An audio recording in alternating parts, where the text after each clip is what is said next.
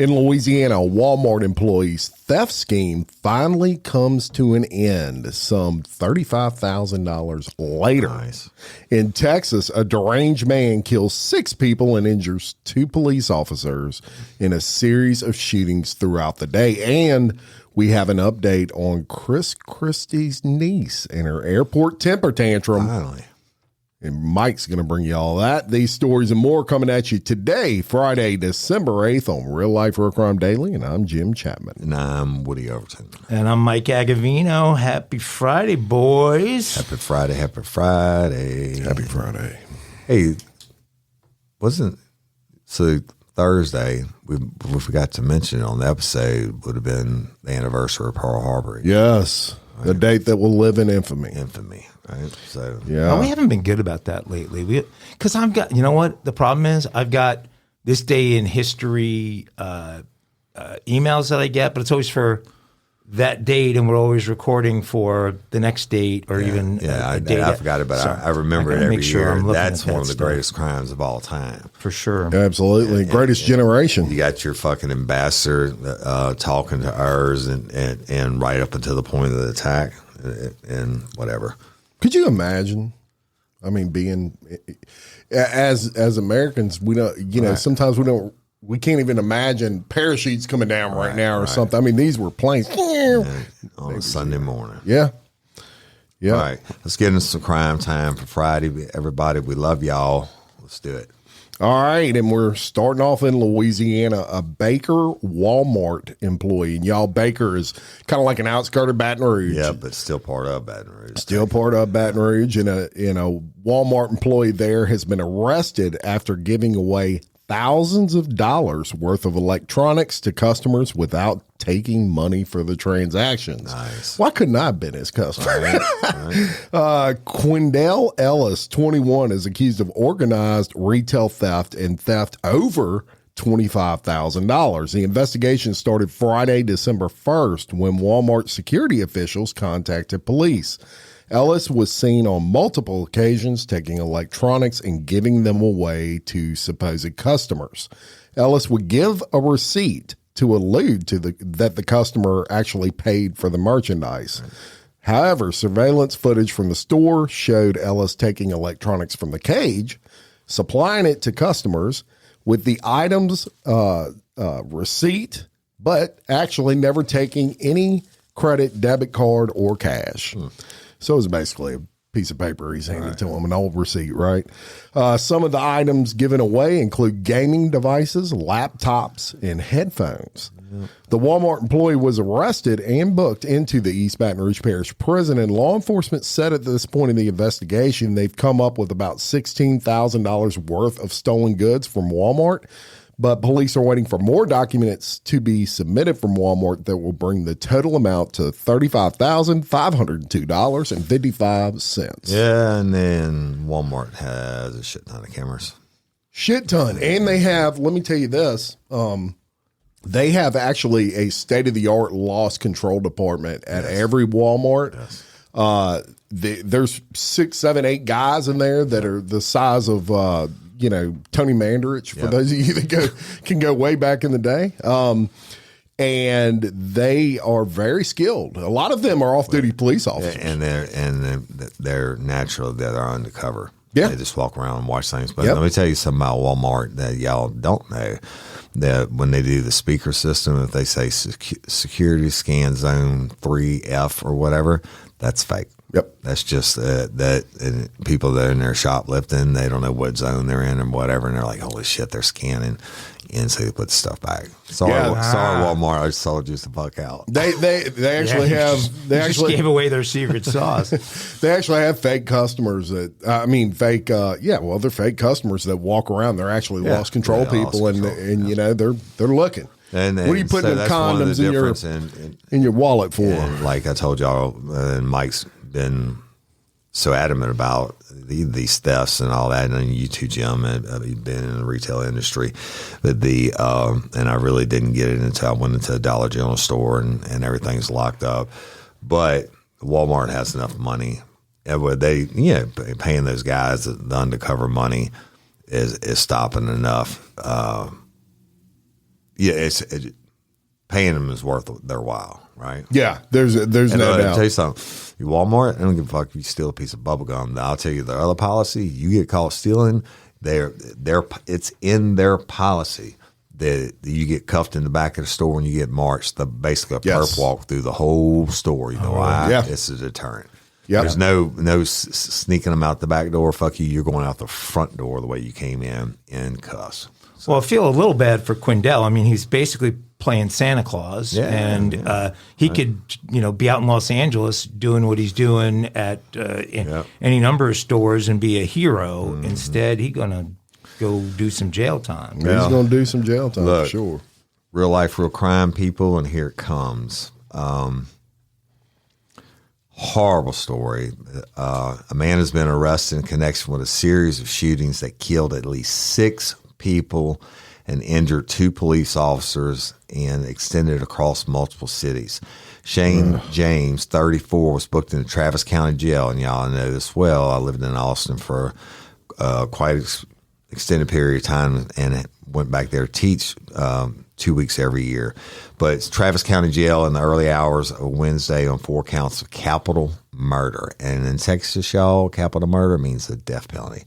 The gunman came to the attention of officers when he shot a school resource officer in the leg close to the football field of Northeast Early College High School just before noon. This prompted a school lockdown, which lasted for 4 hours. And less than an hour later, the gunman went to a home in South Austin and shot a handyman who was sitting in the car. He shot him through the window. After the gunfire broke out, a woman came outside who was then chased by the gunman down the street. He caught her and he killed her, right? Oh my God. The suspect then returned to the handyman's car and threw his body to the pavement, being the handyman, and stole the vehicle. The next incident occurred around 5 p.m. when a cyclist was shot and wounded. He was rushed to a local hospital with 9 life-threatening injuries. Officers called up with the gunman after receiving reports of a burglary at the Austral Loop in the southwest part of Austin just before 7 p.m. The gunman shot and injured a second police officer before fleeing. The officer's injuries are not considered life-threatening. A 12-year veteran officer shot at the suspect but didn't hit him. She's been placed on admin leave as per protocol, y'all, anytime there's a shooting while they investigate it. The suspect fled the scene and led police on a high-speed chase. It ended after around 15 minutes with the suspect crashing his car at the intersection of State Highway 45 and FM 1826. And for those of you who don't know that are not from Texas, FM means farm to market highway. That's what they title them. But the suspect was armed when police arrested him. And when police returned to the home where the burglary had been reported, they found the bodies of 2 more people. AISD police and Austin police did not put out a community-wide alert with a description of the suspect for residents to be on the alert. In San Antonio's Bexar, not Bexar County, I'll thank you to the life who corrects us on that. Sheriff Javier Salazar said that the couple who were found dead were well known in the community. Salazar, who described the murders as grisly, all murders are grisly, says officials think the pair were killed prior to the shootings in Austin. Now, y'all, Bexar County is basically San Antonio. So that's about an hour and a half, 2 hours south of Austin. But he did not give the cause of death, but said that it was as a result of a violent encounter. The couple's bodies were placed as they were pressed up against the door. Law enforcement was called to the scene after receiving a report about leaking water. Investigators believe the gunman struck a pipe. After the shootings in Austin, officials in the city's police department communicated to counterparts in San Antonio, and again, y'all, that's a long ways away, that the suspect was linked to the home in San Antonio where the couple who were in their 50s were killed. Neighbors claim that the people who lived in the Austin home had only moved in days earlier, adding that he recently brought cookies and apologized for any disruptions the construction had caused. Right? It's crazy. You can't fault these police departments being hours away from not knowing what's going on, and especially when you work in these active crimes like this. And this guy's on, in South Austin, and he's in this part of Austin. Shit, Austin's huge. And you got Round Rock and North Austin, and it's all considered Austin. But it's just a massive rolling crime scene, and it takes a minute for everything to get tied together, Yeah, and it's grown so much. Austin, even in the last 3 years, one of a lot of people from California. One of my favorite places on earth, Austin, Texas, and God be with these people and these families, and who knows why this idiot did what he did, and thankfully at least the 2 police officers are going to live. I don't know. I mean, it's just a rampage that doesn't, on paper, look like there's a plan. Right. There. It's just here, there. I'm sure we will update you, as it comes out, because more is going to come out about it. But I don't know. Crazy. Real life for crime, people. Absolutely. Well, I've been waiting a long time. Actually, I've been waiting since Thanksgiving of 2022 for something to happen with this case. In fact, this case is so long ago that it predates the creation of our segments, and by board bylaws, it's a grandfathered in story. So this would normally have been a Mile High Crime, but it was originally. But oh yeah, no, actually. It was not. I covered it. No, you didn't. Yes, we did. No, It was my story before we had Mile High Crime as a segment. I thought I covered. Which is why I might have to go double check. Which is why I've actually asked, I might have to refer to the transcript. do some further investigation. I've actually been in and out of MSY so often lately that I have asked people. New Orleans International. I have asked people. I have yet to find somebody who was there that day and knew anything about it. But lo and behold, the gift that keeps giving, or the gift that hasn't given in a while, finally has given. So the story I'm talking about is the drunken loudmouth niece of Chris Christie, who got booted off of a Spirit Airlines flight Thanksgiving of 2022. She's finally back in the news, and the niece of it's so funny. The articles call him presidential hopeful. I think that might be just a little bit of a stretch, but certainly former New Jersey Governor Chris Christie was handed down new charges a year plus after she was kicked off of a New Orleans flight during a drunken, drug-induced Thanksgiving Day meltdown. The Jefferson Parish District Attorney filed charges against Shannon Epstein on Monday relating to her being kicked off an early morning Spirit Airlines flight from New Orleans to Newark, New Jersey, back on November 24th of 2022. Epstein, 26 at the time, was charged with 1 felony count of resisting police by force or violence and 2 misdemeanor counts of disturbing the peace by public intoxication. The meltdown occurred at Louis Armstrong New Orleans International Airport, MSY, as the Newark-bound flight was taxiing for takeoff. That's when Epstein allegedly asked a Latino family sitting near her whether they were smuggling cocaine. She asked them whether they were mules smuggling cocaine. She then allegedly shouted at officers and refused to get off the jetway. At one point, she broke free as officers tried to handcuff her, forcing cops to block her path. After she was placed in cuffs, she continued kicking, spitting on deputies, attempting to break free, cursing at them. 7 deputies were forced to strap Epstein to a wheelchair after she refused to get off the jetway and showed unusual strength. That's a quote from one of them, while foaming at the mouth and fighting the cops. While the deputies engaged with her, she name-dropped her famous political uncle and former President Donald Trump. "Are you serious? Do you know who I am?" Epstein screamed, according to the report.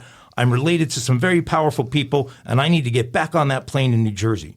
Do you know who I am? I'm Chris Christie's daughter, and you're so effed. You will lose your job over this shit. I know Donald Trump," she screamed. Well, she may know Trump, but she's apparently unaware that Trump and her uncle don't exactly get along these days. So at one point, police tackled Epstein to the floor, and before she bit one officer on the bicep and tore his skin off of that bicep. Apparently, Her appetite is just as voracious as her uncle's. She was arrested on 6 counts of battery of a police officer, 3 counts of disturbing the police, 1 of resisting arrest by force. She was booked and released on that same day at Jefferson Parish Correctional Center on $10,750 bond. If convicted on these new charges, she could face a minimum of 1 year in prison, maximum of 3. Let's put this little darling away for a couple of years. What do you think? Hey, shout out to our fans, and I can't remember your names, and y'all know I'm bad with names, that they are the Latino or Mexican or whatever you want to call them, Hispanic, that came to the Crew Bash last year, and the first thing they came to the VIP party the night before and the Crew Bash, and they came up and took the pictures and gave me hugs. And she said, "I just want to let you know I'm not a drug trafficker." Talking about the story that we covered on. I remember that's awesome. So, but yeah, what a nut job, this girl. Exactly. Well, she thought her big name was going to get her off. Yeah, well, shame on her. Shame on her. Yeah. She forgot where she was. She can't be that big of a name if you're flying Spirit Airlines. That's right. That's by the way, worst airline in the United States. I'm on Spirit tomorrow, boys. Really? Sorry for you. Might be covering another Mile High crowd. It's going to be Mike telling people, you know who I am. You know I am. I'm hosting RLRC Daily. Ago Cam will be rolling. All right. Well, we're going to go to Polk County. Polk County. Polk County. And look, sometimes you come across these stories and you're like, if there was anything that was in Jim Chapman's lane, this next story is it. And that is an employee at Sherwin-Williams was caught on camera stealing up to 300 gallons of paint. This, according to the Polk County Sheriff's Office. The Sheriff's Office says Grinaldi Corolazia, 34, was arrested on Monday with grand theft and dealing in stolen property after he was caught loading the stolen paint into customers' vehicles. No transaction was completed, and the customer was seen on security footage handing Corolazia cash during the exchange. During an interview with Sherwin-Williams Loss Prevention Regional Manager, Corolazia reportedly confessed to stealing approximately $47,000 in paint between January and November of 2023. Corolazia initialed next to each missing paint gallon on an inventory sheet. When asked why, Corolazia said he needed money to provide for his family and that the customers would give him what they could during the transactions. Woo. So I'm going to tell you a little bit about this. This is more common than the common cold in the paint business, and it's known. I was going to ask you that. I just very happens all the time. Yeah, the very common. If you wonder why paint is so expensive, it's assholes like this. And it occurs at all paint stores. It's known as selling paint out the back door. And what they basically do is they might have 10 gallons of paint. They load it in a vehicle. The contractor that they've made friends with over the last 6 months slides them like half in cash, and nobody says anything.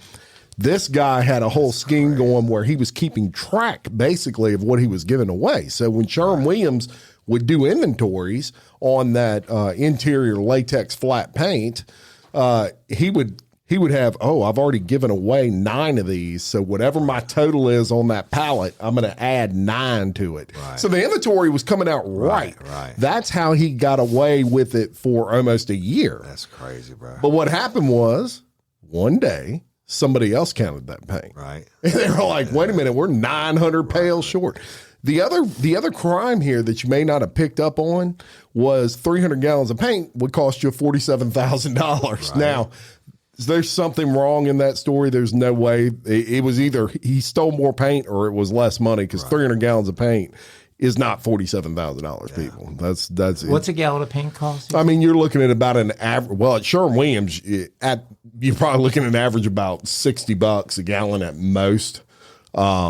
Most paint stores, you're probably looking at about $30 a gallon, 35.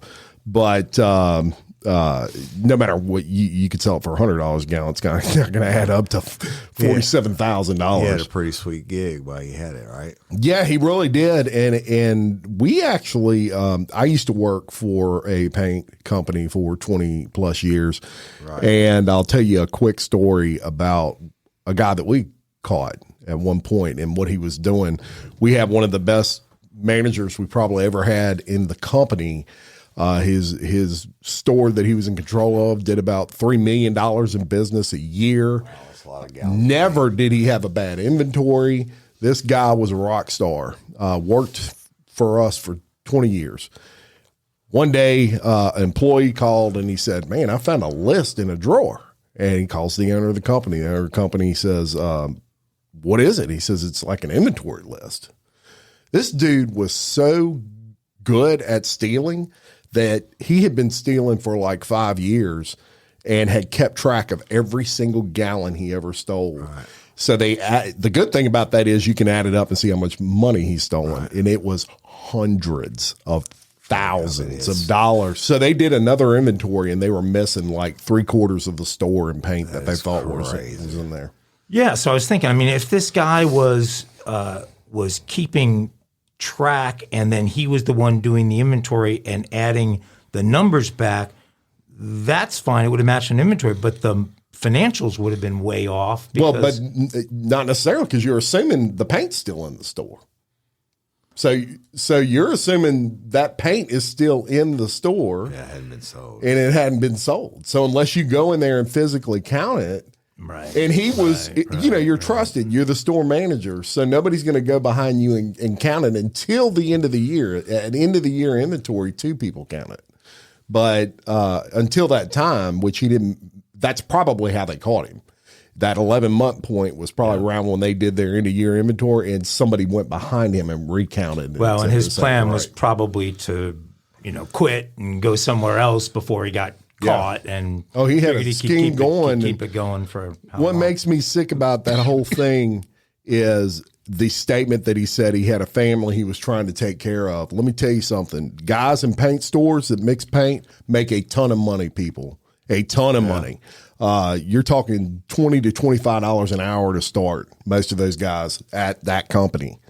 Hey, ladies, are you feeling overwhelmed by hormonal changes? Well, you're definitely not alone. There are more than 1,000 hormone disruptors living in our environment right now. It's in your food, your water, the air you breathe, the clothes you wear, your skincare products. They all mess with your hormones. Then there's the natural hormone changes your body goes through, premenopause, menopause. And while it's a natural process, it doesn't mean you have to suffer through it. The good news is you don't have to suffer through it anymore, because now you have Hormone Harmony, a formula made only with herbal ingredients that are shown to reduce hormonal symptoms in women of all ages. Hormone Harmony is not just a hormone support and supplement. It's become a phenomenon. Women can't stop talking about it on social media. A bottle of Hormone Harmony is sold every 24 seconds. And the biggest benefit? Well, my wife says it makes her feel like her own self again. And that's what women mention over and over in the reviews. And there are over 30,000 reviews for Hormone Harmony. And for a limited time, you can get 15% off your entire first order at happymammoth.com. Just use code RLRC at checkout. That's happymammoth.com and use code RLRC for 15% off today. That's happymammoth.com and use code RLRC. Spark something uncommon this holiday with just the right gift from Uncommon Goods. The busy holiday season is here, and Uncommon Goods makes it less stressful with incredible hand-picked gifts for everyone on your list, all in one spot. Gifts that spark joy, wonder, delight, and that's exactly what I wanted feeling. Hey, y'all, I ordered a super cool piece. It's a candle with a sculpture of an LSU Tiger Stadium on top of it. And each officially licensed laser cut wooden replica features up to 4 layers of detail, creating a bird's eye view of a specific football field, seating section, and more. And every label includes your stadium's name, the team's logo, and school location. And it has a coconut, soy, vegan wax infused with sandalwood smell that creates tailgates and touchdown scent profile, reminiscent of game day. It's invigorating like fresh cut grass and nostalgic like smoke from a pre-game grill, and calming like the crisp autumn air of a new semester on campus. Y'all, I love it. I have it at the base of my TV, and I'm ready to watch the Tigers play on Saturday night, right? Uncommon Goods. Look, when you shop at Uncommon Goods, you're supporting artists and small independent businesses. And many of their handcrafted products are made in small batches. So shop now before they sell out this holiday season. Uncommon Goods looks for products that are high quality, unique, and often handmade or made in the U.S. They have the most meaningful, out of the ordinary gifts anywhere. They even have gifts you can personalize. From holiday host and hostess gift to the coolest finds for kids to hits for everyone from the book lovers to diehard sports fans. Uncommon Goods has something for everyone, not the same old selections you can just find anywhere. And with every purchase you make at Uncommon Goods, they give $1 to a nonprofit partner of your choice. They've donated more than $3 million to date. So to get 15% off your next gift, go to uncommongoods.com/RLRC. That's uncommongoods.com/RLRC for 15% off. Don't miss out on this limited time offer. Uncommon Goods, we're all out of the ordinary. So he didn't need the money. He was being greedy. He had 16 kids, though. Well, Hey, y'all, No idea. he didn't need that money. I'm going off. Sherwin-Williams stock. I'm going off script. And You got breaking news, Woody? Yeah, well, I should have started with this, and I'm remiss for not doing it. Y'all don't know what I'm about to do, but it's very important, and we need to cover it because it's real life, real crime, right? So yesterday, many of you may have heard by now, but there was an active shooter at the University of Nevada in Las Vegas with multiple dead victims. And it said police at the University of Nevada, Las Vegas responded Wednesday to an active shooter. UNLV posted on X that police were responding to an active shooter at Frank and Stella Beam Hall, which was the college's business school. Police said the suspect is dead, adding that 3 victims died and another is in stable condition. They said there's no more threat to the community and the suspect is deceased. Right now, we know there are 3 victims, but unknown the extent of the injuries. That number could change. University officials told students to run, hide, fight, and said police were responding to additional reports of shots fired in the student union on campus. FBI agents were assisting local law enforcement area on the scene. And McHill stated at a press conference that the first 911 calls were placed at 11:45 a.m. He said the 2 police officers were treated for minor injuries from searching campus rooms and buildings, and 2 detectives who initially responded engaged the alleged shooter and fired their weapons, and the suspect was killed. Good. McHill said there could have been many more lives taken without the actions of the officers who initially responded, and they're heroes. Importantly, there was a gathering just outside the building where the students were playing games and eating food. And if it hadn't been for the heroic actions of one of these police officers who responded, there could have been countless additional lives taken. Armed confrontation of the suspect with law enforcement stopped the suspect's further actions. UNLV announced to remain the closer Wednesday. They still responded to preliminary reports of the active shooter on campus. This is ongoing stuff, and it's just horrible. And want to bring it to y'all. My son, my oldest son, graduates Saturday from college, and this is a time in these kids' lives when you're supposed to be able to enjoy yourselves, et cetera. And some asshole once again shows up, and he would have killed a lot more than 3 people, right? And so our hearts go out to everybody, and I don't know what kind of world we're living in today. We should have brought you this story first. I apologize. But there you have it. And thankfully, this asshole is dead. Not related to any kind of protests that are going on or anything like that. It's too early to say, but I reckon they brought the FBI in for a reason.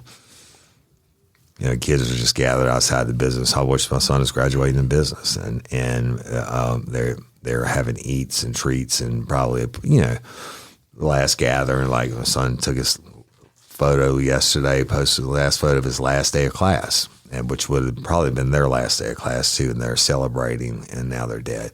Let's go back to Colorado for a story that had us all aghast, that continues to evolve a little bit. It involves this couple who promised grieving families a natural burial for their loved ones.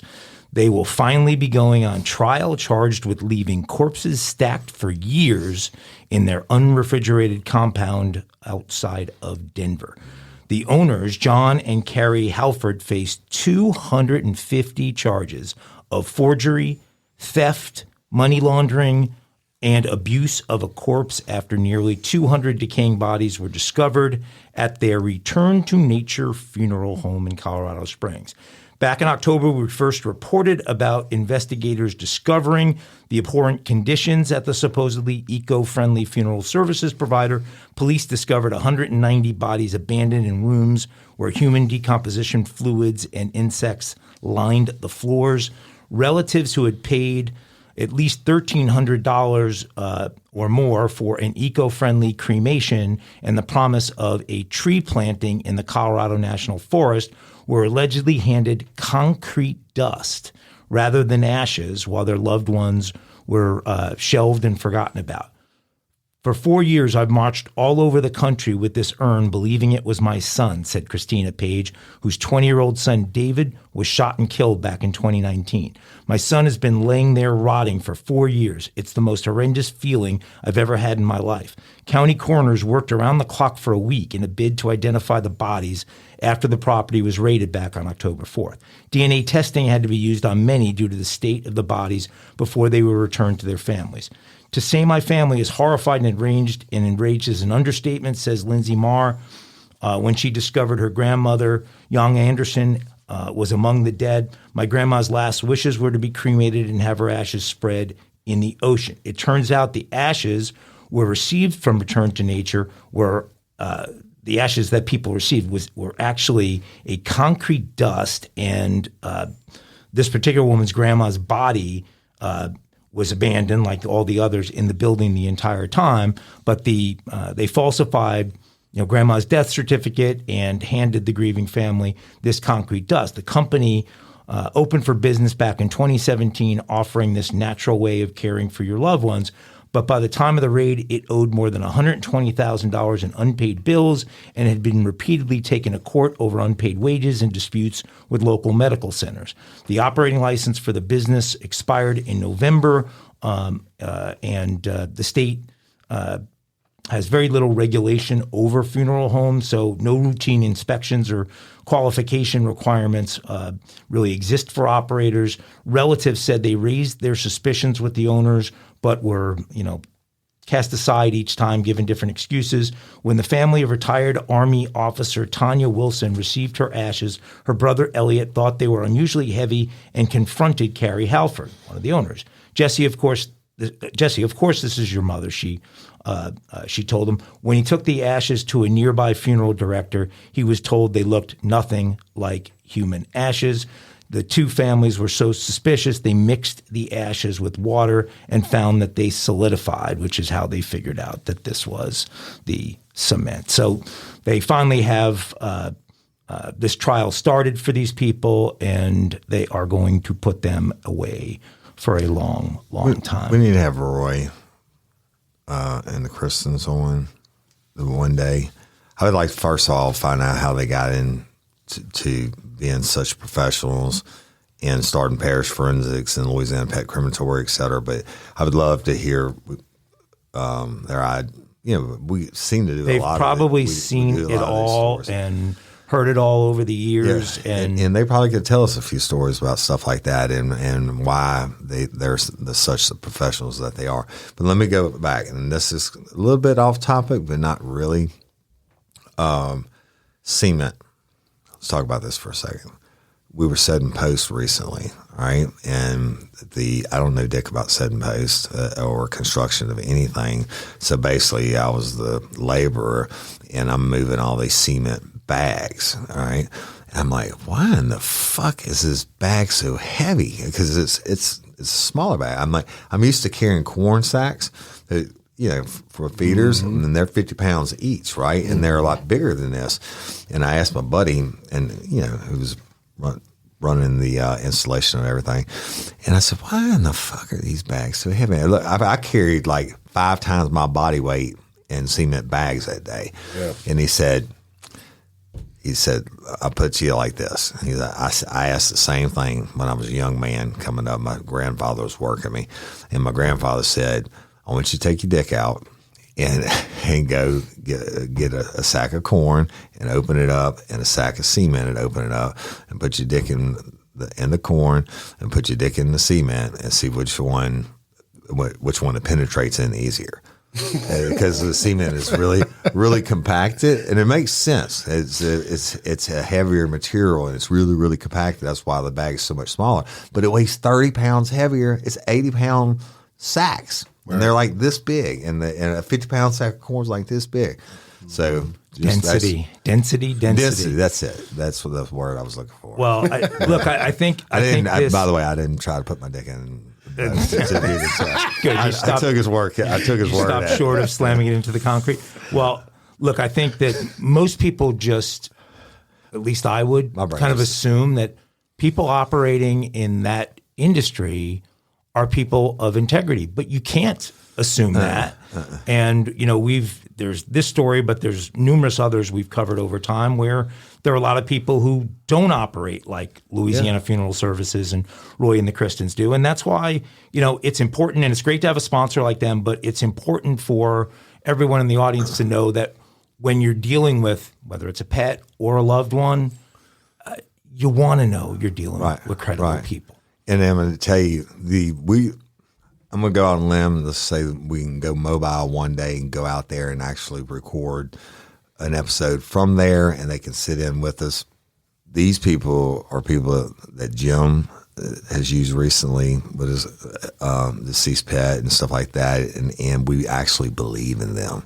And it blows my mind that the Parish Forensics is the only place in the state of Louisiana that you can get an independent autopsy and stuff.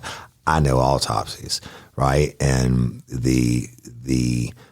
I just think we need to go. We put our money where our mouth is when it comes to people that we know personally, where it's not just another ad for us, right? That if I ever need their services, then I'm going there. I passed a place the other day.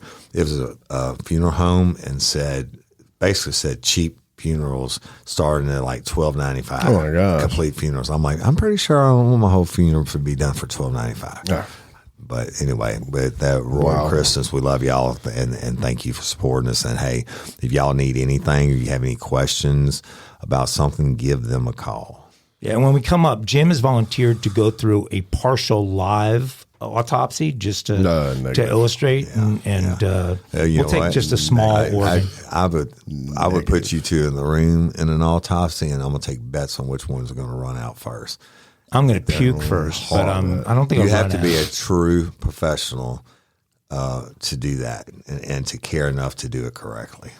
So anyway, we're moving on. Rest easy. All right, we're going to California, Calabasas, California. There you go. And I'm going to tell you a story. And look, there's going to be a video that we're going to put on Facebook that, well, if it don't piss you off, you're not human. This is the one you messed with me last night. There's a pipe bomb on his ass. I did. Disturbing security footage shows a man sucker punch another man who was pushing a child in a stroller on Tuesday. The victim called the Los Angeles County Sheriff's Department around 5:42 p.m. on Tuesday to report the incident. A video shows the attacker walking up to the victim and hitting him squarely in the face with a left hook.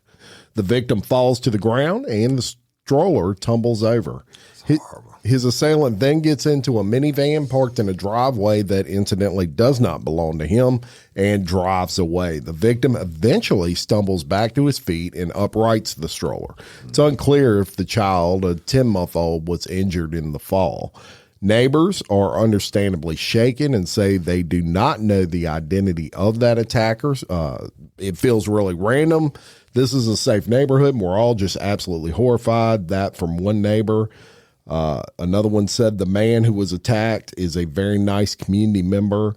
He has a beautiful home. People know who he is, and the baby is an innocent victim. So this was in a neighborhood that actually looked very affluent by the cameras. They're very nice neighborhood. It was not somewhere where you would assume something like this would occur. The attacker was wearing a dark colored t-shirt, jeans, and a backward facing baseball cap. He had parked his minivan in a driveway of a neighbor's home. And investigators took a report and are actively looking for this guy. Now, we do have the raw video, and we're going to post that on the Facebook page. It's actually from a Nest camera. So it's not one of these news reports where we're just taking video from the news report. So you're going to want to check that out. And it is, it's just something you're going to see and you're going to be like, what the hell is wrong with people? You can see from the camera that he gets out of this van. He hits this guy for what appears like is absolutely no reason, gets back in his van and just drives off. And so look for that on the Facebook page. You know what I got out of it, besides pissed off, is that stroller could have rolled out into the street and that baby could have been killed. I mean, it's just or the baby could have rolled out and cracked its head or whatever. I mean, it's one thing you just get out and sucker punch somebody just because you're being stupid, but why do you got to pick a dude with a stroller? Yeah.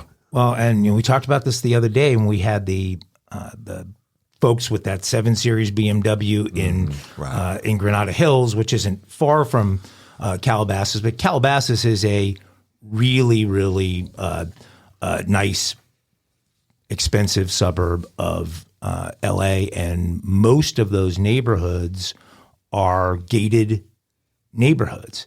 And I don't know if this one in particular was or wasn't. I'll have to look at the video, but the crime is coming to places like that. It's scary, but it is. Yeah, it's absolutely disturbing. And, the only thing you can hope is that this guy tries this again, but he tries it with the wrong person and they light him up like the 4th of July. You know what? I wish that idiot would on me. Because I promise you, he may have knocked me to the ground, but he's going to get some bullet holes in him. Spring Elite. Yeah. Kill him good. All right, let's go to Virginia. All right, a Virginia man is presumed dead after his house exploded just as cops tried to serve a search warrant. The man, James Wu, 56, had a history of promoting conspiracy theories and filing frivolous lawsuits. Yo, however you say his name, fired a flare-type gun from inside his Arlington home into the neighborhood more than 30 times at about 4:45 p.m. on Monday. Let me tell you something. Those flares are not inexpensive, people, and he's just sitting in his house firing off flare guns 35 times. It's absolutely insane. I mean, you are fucking begging for 35 it, right? times. So when police tried to execute a search warrant and breached his door, Yu fired several gunshots. A few hours later, the house exploded into a huge fireball that spewed flames and debris hundreds of feet into the air. That video is unbelievable. Really? Yeah. I mean, boom, that house just... If we could post that, we need to post it. But investigators have not yet identified human remains found inside the house, but all factors indicated it's the body of Yu or Yo, whatever the fuck his name is.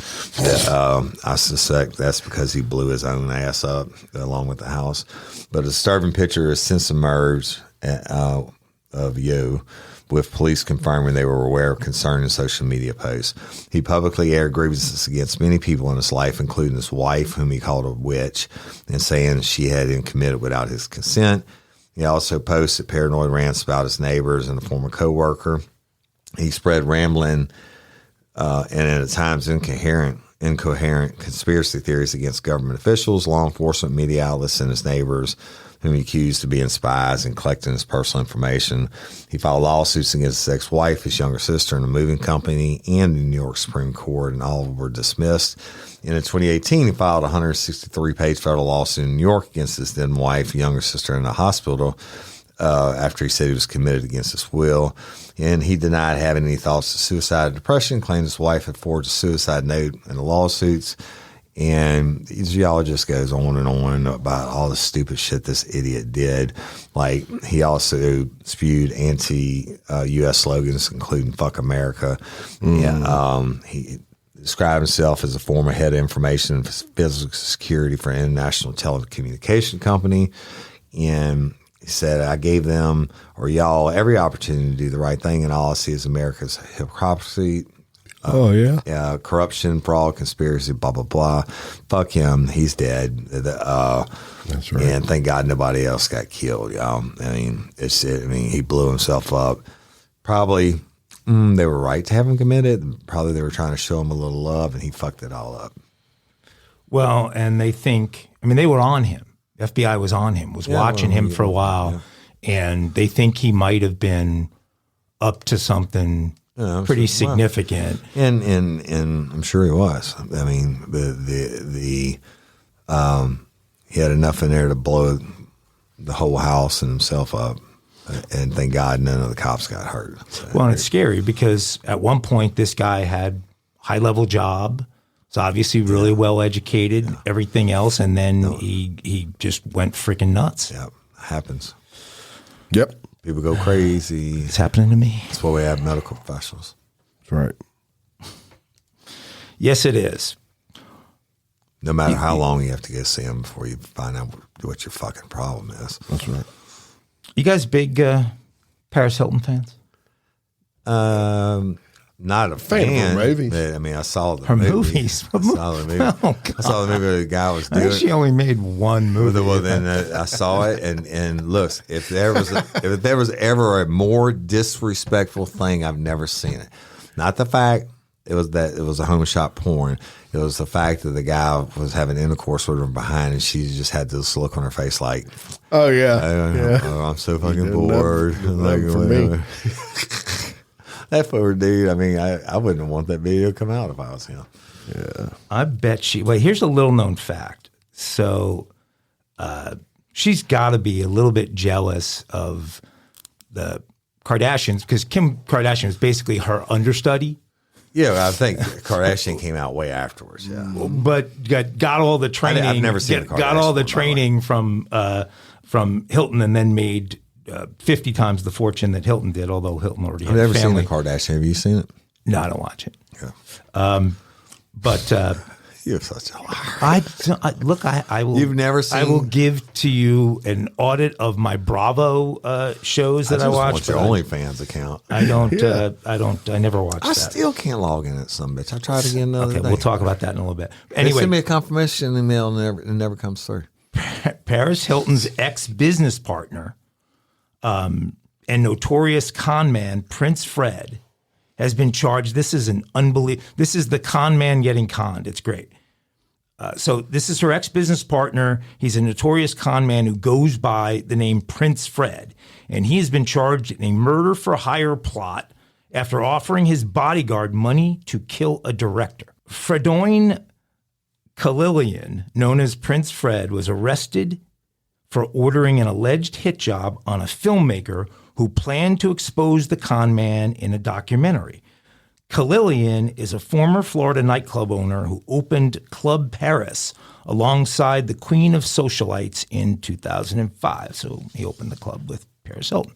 In addition to cozying up to Paris Hilton, the self-proclaimed prince claimed to be a Middle Eastern royalty in order to rub shoulders with other stars such as Demi Lovato, Usher, Drake, and others.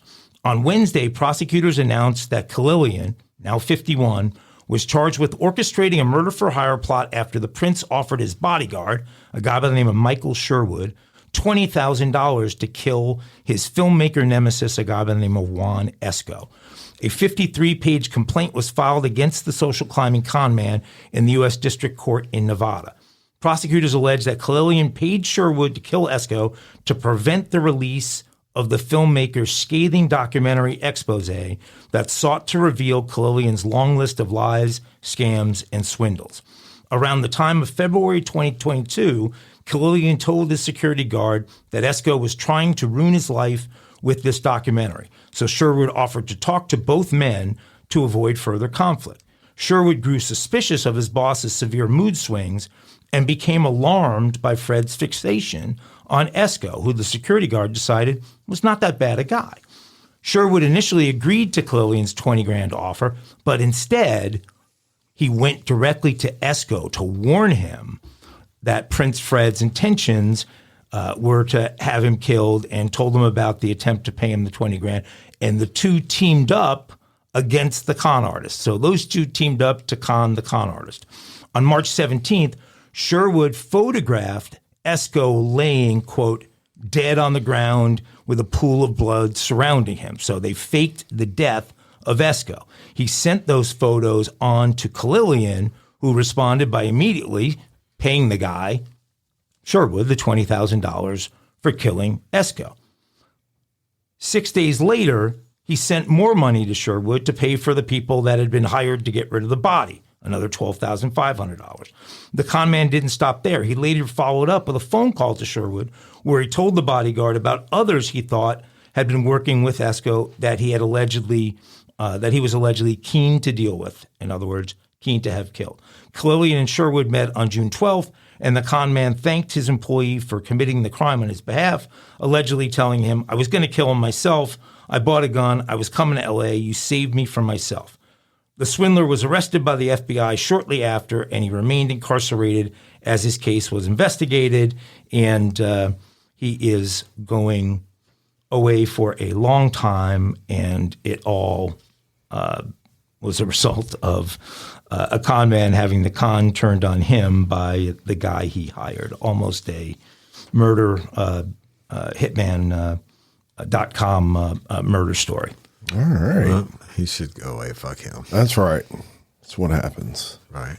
Mess with Paris Hilton. No, this guy, well, it wasn't just Paris. This guy pulled off some big frauds. I mean, he stole a bunch of money from a Native American tribe, $9 million, and he scammed Native Americans out of. He scammed another $4 million out of some people in Miami. He's going bye-bye. What? Super cops? That's right. We got a super cop coming at you. We hadn't had this one. Hadn't had this one in a while. We'd like to switch it up every now and then, keep you on your toes. And a hero off-duty Port Authority cop plucked 3 people from a fiery upstate wreck on his way home from work on Monday. Police officer Kevin Columba, 35, a 7-year veteran of the force and captain with the Warwick Fire Department, and he has 17 years under his belt there. So he started young. He must have been 18. Had just finished his midnight shift at the George Washington Bridge when he came upon this head-on crash around 7 a.m. on Monday. Columba jumped into action, pulling the driver of one vehicle to safety before turning to 2 people in the second car as flames began to engulf the vehicle. The cop pulled the second driver through the driver's window as the fire spread, with an injured woman still trapped in the passenger seat of the burning wreck.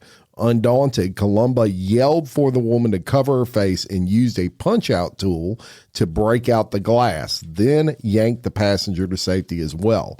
The Tuxedo Fire Department then arrived to douse the flames. All 3 victims were rushed to the hospital, and all are expected to survive. Whether on duty or off duty, Port Authority police officers are committed to their oath and put themselves before others. This from the PA Police Benevolent Association president, Frank Conti. Police officer Columba saved 2 people's lives and his own on his own by quick action. And he said that Columba is assigned to the George Washington Bridge. The Union chief was not the only one giving the hero cop a shout out. We are proud of our son, Kevin, his mother said on X. He is so dedicated to his job as a police officer and a firefighter. We don't know how he does it. He would be the first one to run towards danger without hesitation. He's a leader and a true inspiration. And folks, he is definitely a super cop. And we're going to post this super cop on the Facebook page. And I imagine some of the ladies may like it. He's a strapping young guy, Right. and has done a wonderful job. And heroes every day that we love and honor.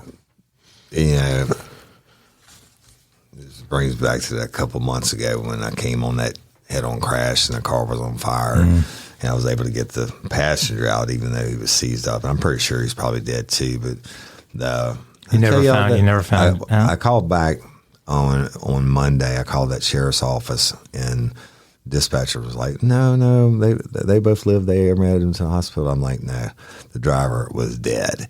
She said, no, they live. So I said, "No, ma'am. I've dealt with a lot of dead bodies. He was dead, and the car was already engulfed in flames. I got the other guy. I just want to know if he lived. I'm not trying to leave my name or anything." But somebody else came in, and they said, one of the supervisors said, "Oh, no, the driver was definitely dead, and they airlifted that guy. We don't know to what hospital or whatever." But and then the car blew up as I was running away, trying to get a fire extinguisher, and burnt the hair off the back of my legs and said, ruined my shoes. But, you either got it or you don't. And that punch-out tool they're talking about is one of these safety knives, which are basically like switchblades that cops are allowed to carry, and they have the point on the end of it that's made just to break glass. But shout out to him. It takes balls, but I submit to you that he wasn't thinking about being a hero. He just did it because it's ingrained in his DNA. Well, shout out to him. Heroes. Super cop. Super cop.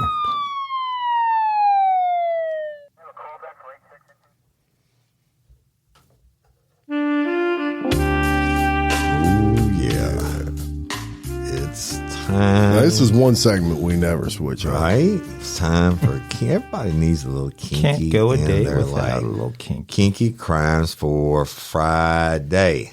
All right, y'all. So it was an offer, not one, but 3 officers could refuse. Could? Right? So a Florida woman arrested for drunken driving and possession of marijuana and cocaine offered repeatedly to perform oral sex on 3, right? And you got to try. Hey, if I had a dime for every female I arrested that offered to blow me or F me to let them go, I wouldn't be sitting there talking to you guys. But anyway, you'd be dead from the from the STDs you got. Yeah, I might have gave them something. But anyway, a Florida woman arrested for drunken driving and possession of marijuana and cocaine offered repeatedly to perform oral sex on 3 different officers if they would drop the charges, and that doesn't really work, people. I mean, it works on some of them, but when the cops rejected her offer for an impromptu plea bargain, she was hit with 3 counts of bribery. Ariel Ingert, 24, was pulled over on Monday in Pinellas County. And charged with drunken driving. She allegedly failed a series of field sobriety tests, and her blood alcohol level was 0.162, which is more than twice the legal limit. She also admitted she had a bag of weed in her purse.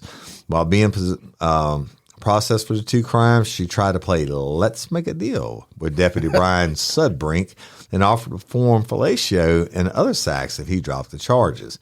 But it didn't work, and she was taken to the county jail where officers discovered a small bag of cocaine in the right side of her bra. That added felony charges of narcotics possession and introduction of contraband into a detention facility.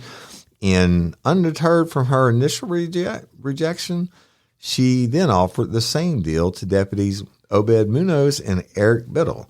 But when she was rejected again, police added 3 counts of bribery to the rap sheet. And look, we got to post this. And Jim, I believe Jim is the one that does this, but this one deserves to be posted.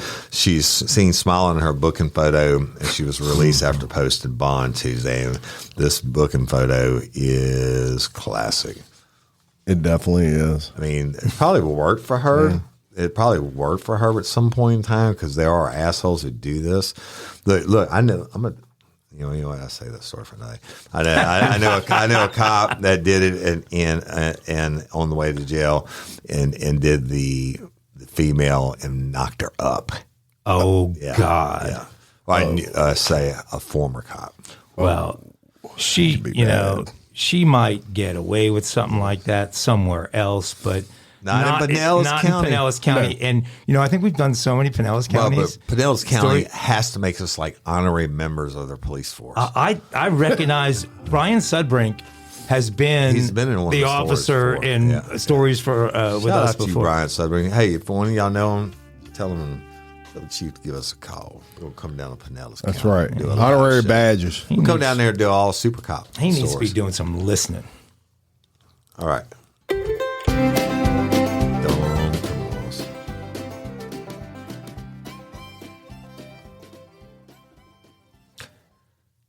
Yeah, Jim had a super cop, and we've got a super crook. Uh-oh. Frank Gallagher was down on his luck. He'd recently hitchhiked all the way from Chicago to L.A. He desperately tried to get a job, but the best he could score was a tips-only gig towel drying and detailing cars at the Lakeside Car Wash. He was walking along Hollywood's Franklin Avenue late night when he spotted a man coming out of a restaurant alone. Gallagher followed the man for a block or two and then finally made his move. He pretended to have a gun inside his hoodie when he demanded the man's wallet and watch. The man forked them over. Gallagher grabbed the wallet and the watch and walked off quickly down Franklin. Unfortunately for Frank, the restaurant the man came out of isn't really a restaurant at all. It's actually a club called the Magic Castle. Oh, Lord. The Magic Castle is a members-only exclusive club for the country's greatest magicians. Frank hadn't just robbed a man. He'd robbed the Flash, one of the fastest sleight-of-hand magicians on Earth. While Frank was taking his wallet, the Flash had grabbed Frank's wallet and cell phone from him at the same time. A few blocks away, Frank Gallagher realized both his phone and wallet were missing. He figured he must have dropped them in his angst to get away. As he approached the spot where he'd made the regrettable decision to rob a pickpocket, The Flash. a flashlight from a Hollywood division officer lit up his face, and a bullhorn cried out for him to get on his knees with his hands above his head. That's the first time he's heard that. As the officer was pulling away with Gallagher in the back of his patrol car, he pointed up the hill toward the Magic Castle. "Do you know what that place is?" he said to Gallagher. Gallagher looked up and took note of the rather large sign saying, "The Magic Castle, home of the magicians." In that moment, Frank Gallagher put it all together in his head, and he could almost hear the sound of Real Life, Real Crime Daily banjos playing in his dishonor. That has to be one of the stupidest stories I've ever heard. Yeah, I mean, that was a good one. That really was. Unluckiest ever. I mean, you got to know where you are, but I know that place very well. Prisons are full of dummies. I thought it was going to be like a swingers club or something. It's actually a really cool spot. It's hard to get in, but you got to do it way in advance. But you can. They'll let you do a birthday party there if you want. And I mean, the magicians will come to your table and do all kinds of stuff. And you got to check for your wallet and your keys before you get out of there. But not the right guy to try and rob. All right. Well, Woody Everton, any final thoughts? Yeah, I want to tell everybody that Apple Podcasts has made some kind of changes to their stuff, and it's not to the benefit of podcasters. It's more to the benefit of the commercial industry, which unfortunately for all of us who love what we're doing, that is part of the business. So I need y'all to go and make sure and check that you are still subscribed in getting all your downloads. Yeah, the automatic stuff. Automatic stuff. And so when you subscribe, one of the benefits of subscribing is anytime we put something out, you automatically get it downloaded to your device so you don't have to go searching for each independent episode. Once again, it's not our fault, but we want to make y'all aware. So just take a moment and subscribe. If you're not subscribed, please subscribe and like and follow us. And if you're so inclined, leave us a review. And we love and appreciate each and every one of y'all. Mike? Headed to Palm Beach. Any aglets down there, look me up. Hey, I got one more. Yep. Yesterday, or not yesterday, it would have been Wednesday, the Louisiana Appellate Court, First Circuit Court of Appeals, who heard David Anthony Burns, basically the whole trial again, on appeal. And some months ago, they came back. All three justices confirmed David Anthony Burns' conviction for the second-degree murder of Courtney Coco. So thank you, all lifers. Yes. And don't please keep the family in your prayers. That they're my heroes. That's awesome. Awesome. Is he out of? Can he appeal anything? Oh he's yeah, done? he can appeal now, but he has to have grounds to appeal now. He's already attacked everything. And one of the things he actually attacked was the podcast, and said the whole thing came about because of the podcast, whatever. And I'll cover that later on. But he has to find some kind of new information now, something else to appeal upon, to be able to appeal again. Right. Cancel Christmas, bitch. This will be your second Christmas in Angola, and you're going to spend the rest of your life there. There you have it. And until next time, I'm Jim Chapman. And I'm Woody Overton. And I'm Mike Agovino. Your host of Real Life Real Crime Daily. Peace. Now, let's.